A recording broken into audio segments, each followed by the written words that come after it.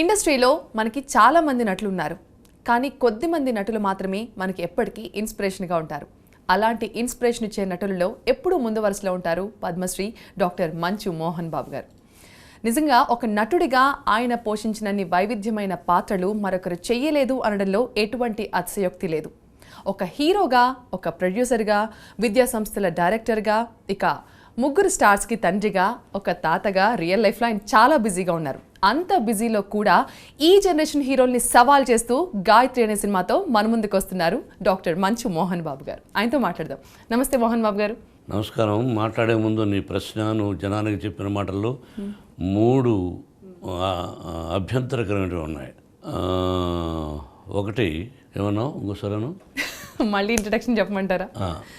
ఆయన పోషించినన్ని వైవిధ్యమైన పాత్రలు ఇంకొకరు చేయలేదనడంలో ఎటువంటి అతిశయోక్తి లేదు. మిమ్మల్ని చూసి నేను మర్చిపోయాను మీ గురించి నేను ఏం చెప్పాను ఇప్పుడు. అంటే అభ్యంతరకరం అంటే చెప్పకుండా ఏమన్నా చెప్పానా నేను? తాత అన్నావు. అది తప్ప? తాత అన్నావు.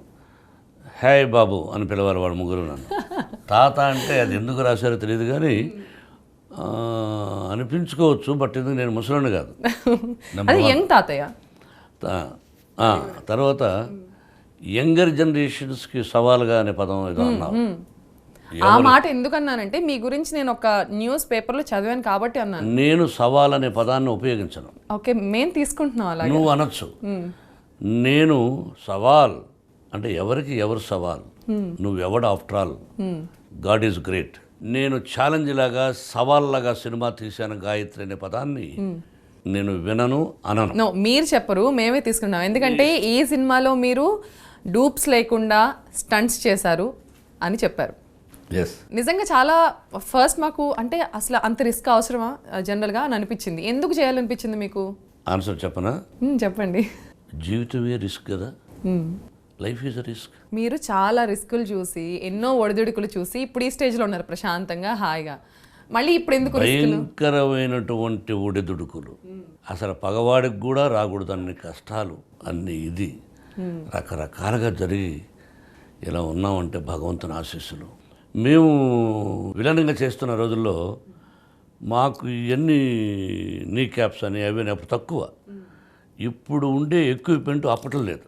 ఒక 10-15 సంవత్సరాలకు 20 సంవత్సరాల ముందు తీసుకుంటే ఈ ఎక్విప్మెంట్ అప్పుడు లేదు. అట్ట బాక్సులు వేసి పైనుంచి దూకండి సార్ అనేవాడు. 20 అడుగులు 15 అడుగులు పైన దూకేవాళ్ళం. వీళ్ళని పట్టుకోను, లేకపోతే హీరో నేను, లేదా నేను హీరోగా వేసినప్పుడు ఒక రౌడీని పట్టుకోను దూకిన క్షణాలు ఉన్నాయి. నీ క్యాప్స్ లేవు. మట్టి గడ్డలు ఉన్న చోట ఒక రోజు ఫైట్ చేస్తూ ఉంటే గబక్కని బ్యాక్ పడ్డాను, నెక్ ప్రాబ్లం అయింది. 20 days ఇవన్నీ రిస్కులు చేసాం. అప్పుడు ఇప్పుడు కూడా తగిలినాయి అంటగా మీకు దెబ్బలు? కొంచెం మోచేతి తగిలింది. అంటే మీ ఇంట్లోనే పెద్ద స్టంట్ మాస్టర్ ఉన్నాడు, ఆయన వదిలేసి మీరు ఇంకొక స్టంట్ మాస్టర్ ఎందుకు పెట్టుకున్నారు? వాడి ఈ రోజున అన్నీ సఫరే. మోకాళ్ళు, మెడ, చేతులు పడి వద్దురా వద్దురా వద్దురా అంటే భయంకరమైన రిస్కులు చేశాడు. ఇంకా జీవితంలో అటువంటి రిస్కులు చేయకూడదు వాడు. దానివల్ల అలా ఒక చప్పట్ల కోసం అని జీవితాన్ని సాక్రిఫైస్ చేయకూడదు. నీకు ఎక్విప్మెంట్ ఉన్న రోజుల్లో, అన్నీ ఉన్న రోజుల్లో నాకు ఇష్టం లేదు. ఎస్. అండ్ సినిమా టైటిల్ గురించి వినగానే ఫస్ట్ గాయత్రి అనగానే అందరూ మేబీ ఫీమేల్ ఓరియంటెడ్ మూవీ అనే ఫీలింగ్లోకి వెళ్ళిపోయారు టైటిల్ వినగానే. జనరల్గా ఫీమేల్ నేమ్తో మీలాంటి పెద్ద హీరోలు ఇట్లాంటి క్యారెక్టర్స్ చేస్తున్నప్పుడు పెట్టరు జనరల్గా. ఎందుకు అంత గాయత్రి అనే పేరులో ఏముంది? మీరు టైటిల్ రోల్లో ఆ పేరు పెట్టడానికి రీజన్ ఏంటి? గాయత్రి అనే సినిమా టైటిల్ని సూచించింది విష్ణువర్ధన్ బాబు. గాయత్రి మంత్రం చాలా గొప్పది. గాయత్రి మంత్రంలో 24 బీజాక్షరాలలో 24 మంది దేవతలు ఉన్నారని పెద్దవాళ్ళు అంటారు. సరే పెట్టారు, సరే పెట్టేదేదో హీరోకి పెట్టుకుంటే విలన్కి ఎందుకు పెట్టారు? అంటే విలన్కి విలన్ది కాదు, కూతురు పేరు కూడా గాయత్రి అమ్మ. ఓకే, అది విలన్ది కాదు, ఇది కాకతాళీయంగా జరిగింది. ఇది గాయత్రి పటేల్ వాడు క్యారెక్టర్ కోసం పెట్టల టైటిల్. చెప్పానుగా, గాయత్రి మంత్రం వాడికి ఇష్టమైందేమో పెట్టేశాడు. ఇక ఆ తర్వాత క్యారెక్టర్స్ పలానా క్యారెక్టర్స్ అని వచ్చాయి. అంటే మేము మోహన్ బాబు గారిని ఎప్పుడన్నా సినిమాల్లో మీరు ఎలాంటి డ్రెస్సులు వేసుకున్నా మేము చూసాం, బట్ ఇంటర్వ్యూస్కి వచ్చినప్పుడు మీరు ఎప్పుడు ప్లెయిన్ షర్ట్స్లో అలా వస్తూ ఉండేవారు. ఈరోజు ఈ డిజైన్ షర్ట్ అంటే పువ్వులు కాకుండా వెరైటీగా ఆకులు షర్ట్ వేసుకొచ్చారు మీరు. రీజన్ తెలుసుకోవచ్చు? రొటీన్ అవుతుంటుంది డిజైన్స్. ఒకసారి టైట్ ప్యాంట్లు, మళ్ళా బ్యాగీ, మళ్ళా కింద మాత్రం లూజ్గా ఉంటుంది, పైన టైట్గా ఉంటుంది. అలా వేసాం. కాలర్ పెద్ద కాలరు, మళ్ళీ చిన్న కాలరు, తర్వాత చైనీస్ కాలరు, రకరకాల డిజైన్స్ ఉంటాయి. బట్ ఆడవాళ్ళకు ఉండేంత డిజైన్స్ మాకు లేవు. అప్పుడప్పుడు ఫీల్ అవుతుంటాను నేను. ఇప్పుడు ఈ ట్రెండ్ వస్తుంది అని డిజైనర్ చెప్పాడు. ఓకే. అందుకని ఇది కొత్త షర్ట్ ఏం కాదు, ఎప్పుడో పాత షర్ట్ పాతవి మళ్ళీ ఇప్పుడు మళ్ళీ డిజైన్ trend మారింది. నడుస్తుంది. అవును. సరే చూద్దాం, కొంచెం అందంగా కనిపిద్దాం. పూల పూల చొక్కా సరే వేసుకుని మీరు అందం గురించి మాట్లాడారు కాబట్టి నేను ఇంతకు ముందే అడుగుతున్నా. జనరల్గా మళ్ళీ మీకు కోపం వస్తుంది నేను వయసు గురించి మాట్లాడితే. మీరు కోపం తెచ్చుకోవద్దు దయచేసి. మీరు మా అందరికి ఇన్స్పిరేషన్ వయసుతో నిజంగా.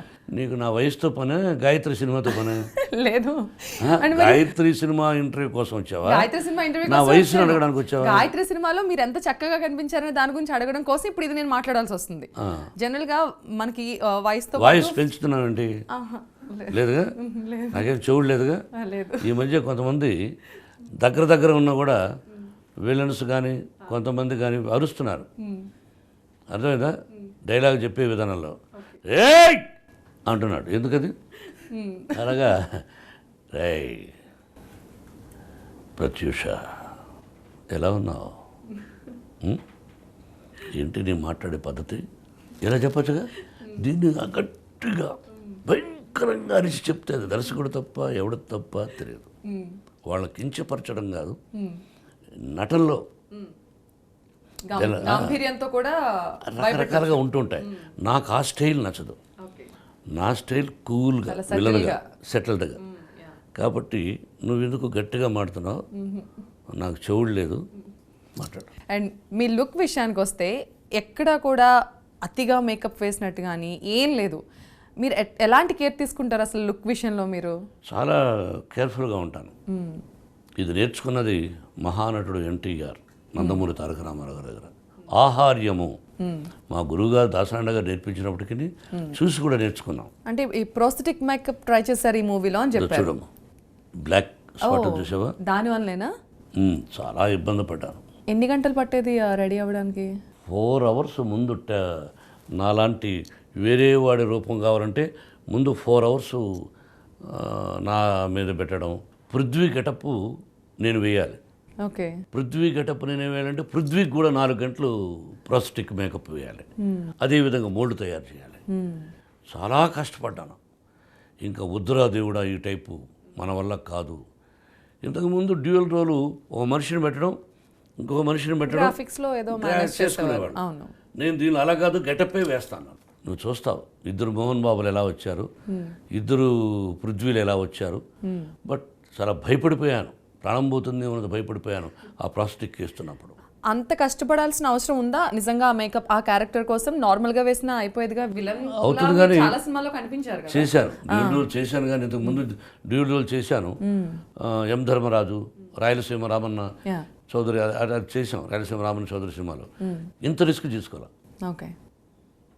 బట్ ఈ సినిమాగా తీసుకున్నాను, చేశాను, రిజల్ట్ బాగా వచ్చింది. గాయత్రి అండ్ సాంగ్స్ కూడా ఇన్స్టెంట్ హిట్, అన్ని సాంగ్స్ కూడా. ఇప్పుడు హనుమా సాంగ్ అయితే అందరూ చిన్నపిల్లలు కూడా పాడుతున్నారు. ఆ స్టెప్ కూడా ఒకసారి చేసి చూపిస్తారా? చాలా బాగుంది, అంటే చాలా ఈజీగా ఉంది. కరెక్ట్, చాలా క్యాచీగా ఉంది. అది నా పిక్చర్స్లో ఏదన్నా ఒకసారి దేవుడి పాటలు ఉంటాయి. ఆంజనేయ స్వామి పాట చాలా ఎక్కువ ఖర్చు పెట్టాం. ఇది మన గణేష్ ఆచార్య డ్యాన్స్ మాస్టర్. మీ బ్యానర్ లో చాలా సినిమాలకు ఆయన చేస్తారు కదా. గణేష్ ఆచార్య డ్యాన్స్ డైరెక్టర్. ఏ సినిమా? మన ఆంజనేయ స్వామి పాటకు. ఓకే. దాదాపు 200 మంది డాన్సర్స్ని పెట్టాం. బాంబే నుంచి కూడా తీసుకువచ్చి మన స్కూల్లో చేసాం. ఆంజనేయ విగ్రహం కూడా ఎవరో అతను దాత, సార్ నేను తయారు చేసి పెట్టున్నాను అని చెప్పి నెల్లూరు అతను ఆంజనేయ స్వామి విగ్రహం తీసుకొచ్చి పెట్టాం, చేసాం. చాలా బాగుంది ఆ స్టెప్ కూడా. షర్ట్ పట్టుకుని అంతమంది ఒకేసారి చేస్తుంటే నిజంగా చాలా బాగా వచ్చింది. చాలా బాగా వచ్చింది. అవును. మీది ఒక సాంగ్ లేటెస్ట్గా మేము చూసాం. ఒక దాన్ని ఐటమ్ సాంగ్ అనుకోలో లేకపోతే ఏమనాలి? ఆ సాంగ్ని ఐటమ్ సాంగ్ అనాలా? జనరల్గా మన ఈ జనరేషన్లో ఐటమ్ సాంగ్ నేను విలన్గా చేస్తున్నప్పుడు ఎంతమంది క్లబ్ డ్యాన్స్ అంటే జ్యోతిలక్ష్మి వాళ్ళ సిస్టరు జయమాలిని, జయమాలినితో ఎక్కువ చేశాను విలన్గా ఉన్నప్పుడు. అప్పుడు దాన్ని క్లబ్ సాంగ్ ఏదో అనేవాడు, విలన్ ముందు పాడడం. ఇప్పుడు ఐటమ్ సాంగ్ అని పేరు పెట్టారు. అవును, ఇంగ్లీష్లో ఐటమ్ సాంగ్ అని. దాని మన తెలుగులో ఏమంటారు? నాకు ఐటమ్ అంటే ఏంటి చెప్పగలవా? చెప్పలేవు. Item song, item. విలన్ అని ఎలా అంటారో, విలన్ మన పదం కాదు, ఇంగ్లీష్ పదం. అలాగే ఐటమ్ సాంగ్. నేను అలా కాకుండా ఎం ధర్మరాజుని పెట్టాను ఒకటి. ఆ విలన్ గాయత్రి అనేవాడు చాలా సంతోషంగా, అప్పటివరకు ఇంకా సస్పెన్స్ ఉంది, ఇంకా అంత పాట పాడుకోవడానికి కూడా సస్పెన్స్. ఒక నేను సాధించాను అని ఒక అద్భుతంగా ఒక ఇద్దరు అమ్మాయిలతో. అంటే చాలా రొమాంటిక్గా తీశారు సాంగ్. అండ్ విష్ణు క్యారెక్టర్ గురించి మాట్లాడితే, ఇన్ని చేసిన మీరు కావాలంటే ఆ క్యారెక్టర్ కూడా చేసి ఉండొచ్చు. అవును, Why చేయాలి విష్ణు? అని అనుకున్నాను. ఎందుకు విష్ణు చేయమన్నారు డైరెక్టరు, రైటర్ కూడా. నేనే అనిపించింది, ఎవరైనా వేయించు ఆ పాత్రను, ఏ హీరో అయినా తీసుకొని వచ్చి వేయించవచ్చు. అంటే నా యంగర్ జనరేషన్, నా యంగ్ వేషం, నా యంగ్ వేషం వేరే హీరోని తీసుకొని ఎందుకు చేయాలి? మనము చేయొచ్చు, ఇంకోరి చేత చేయించవచ్చు. ఇక్కడ నా కొడుకు very good hero Vishnu, Manoj కూడా వెరీ గుడ్ ఆర్టిస్ట్, కానీ ఈ దీనికి పనికిరాడు. అందుచేత మనోజ్ విష్ణుతో వేయించాలనిపించింది, చేశాను. It is a marvellous. వాళ్ళిద్దరి మధ్య కెమిస్ట్రీ కూడా చాలా బాగా చూపించారు ఆ సాంగ్ లో, శ్రేయ అండ్ విష్ణు కాంబినేషన్. నేను శ్రేయ విష్ణు అన్ను యంగ్ శివాజీ అండ్ శారద అంట. శారద అంటే శారదా క్యారెక్టర్ వచ్చి ఇది, శ్రేయ వచ్చి శారద, విష్ణు వచ్చి యంగ్ శివాజీ. అటు బ్యూటిఫుల్గా చేశారు. వాళ్ళ పాట విష్ణువే రామజోగ శాస్త్రి రాశాడు. చాలా నువ్వు వింటూ ఉంటే ఒక చోట అయితే అలా కన్నీళ్ళు వచ్చేస్తాయి, ఇదా జీవితం. ఆ పాటలో అన్ని రసాలు ఉన్నాయి, నవరసాలు ఉన్నాయి. ఆ హోమ్లీ ఫేస్ కి ఇంకా చాలా మంది హీరోయిన్సే ఉన్నారు మనకి. శ్రేయాని ఎందుకు తీసుకున్నారంటే ఏం చెప్తారు? విష్ణు అందరూ సజెస్ట్ చేశారు, లక్ష్మి శ్రేయ బాగుంటుంది రెడీ అని. ఆ క్యారెక్టర్ చేయడానికి కూడా కొంతమంది ముందుకు రారు, అంటే సినిమా చూసి తెలుస్తుంది. ఓకే, యంగ్ శివాజీ అంటే తర్వాత ఇక్కడ బిగినింగ్ శివాజీ ఎవరు? మోహన్ బాబు. ఆ అమ్మాయి బ్రతుకుందా, చనిపోయిందా, ఆ అమ్మాయి బిడ్డలు ఉన్నారా? అటువంటి క్యారెక్టర్ ఇప్పుడు చెప్పనది. మరి ఇప్పుడు అందరూ నువ్వు చెప్పినట్టు 60 సంవత్సరాలు వచ్చినా నేను సరదాగా జోక్గా అనొచ్చు, నాకు 20 సంవత్సరాలే 50 సంవత్సరాలే అని. మరీ ఎస్పెషల్లీ కొంతమంది హీరోయిన్స్ వయసు అయిపోయినా కూడా ఇంకా డ్యూయెట్లు పాడాలనుకుంటారు కొంతమంది. నేను పరిచయం చేసిన వాళ్ళు ఉన్నారు. ఇక్కడ ఒక విషయం చెప్పాలి, కృతజ్ఞతాభావం అన్నది ఉండదు. ఎస్పెషల్లీ సినిమా ఫీల్డ్లో ఎక్కువ శాతం విశ్వాసం ఉండదు, ప్రేమ ఉండదు. నేను ఎంతోమందికి ఎంకరేజ్ చేశాను ఆ సినిమా వరకే. వాళ్ళని ఎవరిని నేను అడగలేదు, ఇండైరెక్ట్గా అడిగించాను. అయ్యి బాబాయ్ వద్దులేండి, నేను అటువంటి వేషం వేయకూడదు కదా అన్నారు. It is now I use challenge అనే పదాన్ని శ్రేయ చేసినట్టు ఈ ఒక్క హీరోయిన్ చేయలేదు. అంత అద్భుతంగా చేసింది ఆ అమ్మాయి. Super her performance. ఇప్పుడు జనాలు కూడా సినిమా ఏదో క్యాజువల్గా ఉందిలే అంటే పెద్దగా పట్టించుకోవట్లేదు. ఏముంది సినిమాలో, ఏంటి సంథింగ్ స్పెషల్, మమ్మల్ని ఎక్సైట్ చేసేది ఏముంది, మమ్మల్ని థ్రిల్ చేసేది ఏముంది, లేకపోతే ఫోన్ పట్టు కూర్చుంటారు సినిమాకి వచ్చిన. ఆ విషయం చెప్పొద్దు అమ్మాయి. ఏ విషయం? ఫోన్ అన్నవే, ఫోన్లు పట్టుకునేదా? మరి అంటే సినిమా ఇంట్రెస్టింగ్ లేకపోతే వాళ్ళకి ఇంట్రెస్టింగ్ ఉండేది ఫోనే కదా. అంటే ఫోన్ చూస్తుండడం అనేది జబ్బు అమ్మాయి. సెల్ ఫోన్లు పెట్టుకుని థియేటర్లు చూసి ఇతరులకు ఇబ్బంది కలిగించడం, రోడ్లకు పోతూ ఉంటే యాక్సిడెంట్లు అయిపోవడం, సెల్ ఫోన్స్ తీసుకుని సముద్రంలో తిరగడం. ఈ మధ్య ఎంతమంది చచ్చిపోతున్నారో సెల్ఫీతో. సరే, సెల్ఫీ అన్నారు గుర్తొచ్చింది. మీ దగ్గరికి వచ్చి ఎవరైనా అంటే మీకు సెల్ ఫోన్ని మిస్యూజ్ చేస్తున్నారు కాబట్టి నచ్చట్లేదా? సెల్ ఫోనే నచ్చదా మీకు అసలు? టు బీ ఫ్రాంక్, లాభము ఉంది, ఎక్కువ నష్టము ఉంది. ఎయిర్పోర్ట్లో పోతుంటాం, ఫ్లైట్ మనం ఏ ఫ్లైట్కి పోతున్నామో వాడికి తెలియదు, పోతుంటాం, సార్ అంటాడు, ఏమంటే సెల్ఫ్ అంటాడు, సెల్ఫీ. సరేనా ఓకే అని అంటే ఒకటి ఇస్తే ఇతను తీసుకున్నప్పుడు ఇద్దరు ముగ్గురు వస్తారు. ఇప్పుడు మీరు ఇన్ని చెప్పిన తర్వాత నేను ఇంటర్వ్యూ అయితే అయిన తర్వాత మీతో ఫోటో తీయించుకుందాం అనుకుంటున్నాను. తీసుకోమా, తప్పలేదు. There is a time to take, okay, there is a place to talk, there is a place to eat. And director గురించి మాట్లాడుకోవాలి. Is a very good director. అంటే ఆయనకి మధ్యలో చాలా గ్యాప్ వచ్చింది. చాలా గ్యాప్ వచ్చినా కూడా మదన్ని తీసుకోవడానికి రీజన్ ఏంటంటే ఏం చెప్తారు? You are correct. నేను టాలెంట్ ఎక్కడుంటే అక్కడ ఎంకరేజ్ చేస్తాను. అతను టాలెంట్ ఉందన్నారు, నాకు అతనికి పరిచయం లేదు. డైమండ్ రతన్ బాబు ఈ పిక్చర్ డైలాగులు రాశాడు. అతను చెప్పాడు, సార్ డైరెక్టర్ నేను పెట్టుకుందామని పిలిపించాను. సినిమా చూపించాను. అంటే ఈ సినిమా ఒక వేరే లాంగ్వేజ్లో, మన సౌత్ ఇండియన్ లాంగ్వేజ్లు కాదు. ఆల్రెడీ రైట్స్ కొన్నాను. చూశాడు సినిమాను.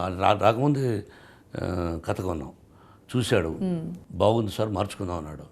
అలాగే డైమండ్ రతన్ బాబు, అతను డైరెక్టర్ పి వాసు తమిళనాడులో, చాలామంది ఈ పిక్చర్కి పనిచేయని వాళ్ళు కూడా దర్శకుడు మదన్ మీద ప్రేమ అనేది కాకుండా నా మీద ఎక్కువ ప్రేమతో వచ్చి కథ మీద కూర్చొని ఏ విధంగా అయినా ఈ గాయత్రి సినిమా హిట్ అవ్వాలి మోహన్ బాబుది అని అందరూ రైటర్స్ కష్టపడ్డారు. స్పెషలీ నా అగ్రజాన్ని పిలుస్తుంటాను, పరుచూరు గోపాలకృష్ణ.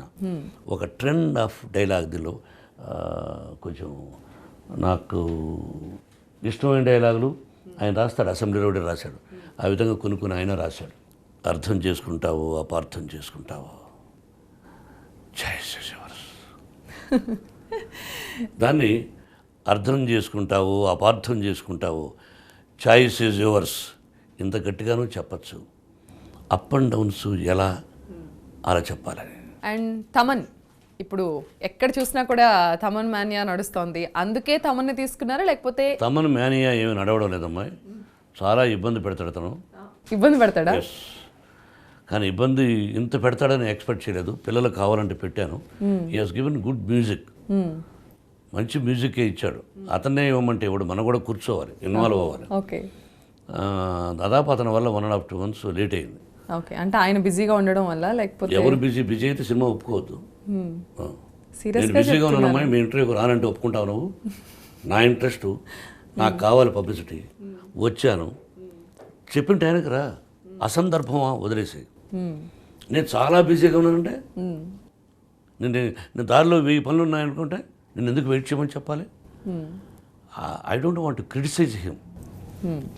బట్ టాలెంట్ ఉన్నవాడు, టాలెంట్ అందరికీ ఉంటుంది, దాని సన్మార్గంలో వెళితేనే పైకి వస్తారు. ఫైనలీ గాయత్రి మూవీకి అయితే ఒక బజ్ క్రియేట్ అయిపోయింది బయట ఆల్రెడీ. ఎలాంటి ఎక్స్పెక్టేషన్స్తో రమ్మంటారు సినిమాకి, లేకపోతే ఏం ఎక్స్పెక్టేషన్స్ పెట్టుకుని రావద్దంటారు? ఏం చెప్తారు ఆడియన్స్కి మీరు? ఒక different type of movie, younger generation కూడా చూడవలసినటువంటి చిత్రం. ప్రేమ అనే దానికి విలువ చెప్పిన చిత్రం. తండ్రికి కూతురికి చెప్పిన ప్రేమ అంటే ఏంటో చెప్పాం. ప్రేమ దానికి ఎంత విలువ ఉంది అనేదానికి విష్ణుబాబు, శ్రేయ అంటే యంగ్ శివాజీ, శారద ఆ పాత్ర అర్థం చేశారు. ఆ పాట మీరు వింటే సినిమా చూడాలనిపిస్తుంది. అత్యద్భుతమైన మూవీ, మంచి movie, different movie, younger generations కూడా నచ్చే మూవీ. పాటలు బాగున్నాయి, రీ రికార్డింగ్ బాగుంది, ఫైట్స్ కనన బాగుంది, డైరెక్టర్ ఆఫ్ ఫోటోగ్రఫీ బాగుంది, తోటి నటీనటుల టీం బాగుంది. దీని అనసూయ కూడా చేసింది. నేను అసలు అడగడం అనసూయ అంటే అందరూ ఒక గ్లామర్ డాల్ లా చూస్తారు, కానీ ఆమెలో ఒక మంచి నటి ఉంది. గ్లామర్ డాల్ అంటే ఏంటి? నా దృష్టికి గ్లామర్ డాల్ కాదు. She also did journalist character చేసింది, బాగా చేసింది. అలాగే డాక్టర్ కూడా నిఖిల అని మలయాళం అమ్మాయి. ఇది ఎగ్జాజరేషను, టీవీ పబ్లిసిటీ కోసం చెప్పడం కాదు. ప్రతి పాత్ర డాక్టర్ వేసిన అమ్మాయి కానీ, అటు అనసూయ కానీ, శ్రేయ కానీ, పృథ్వీ కానీ, Posani, Brahmanandam, Ali, Bharani, Sivaprasad MP, everybody they did their job. All technicians and artist. సమిష్టి కృషే success. Thank you so much Mohan Babu. Thank you.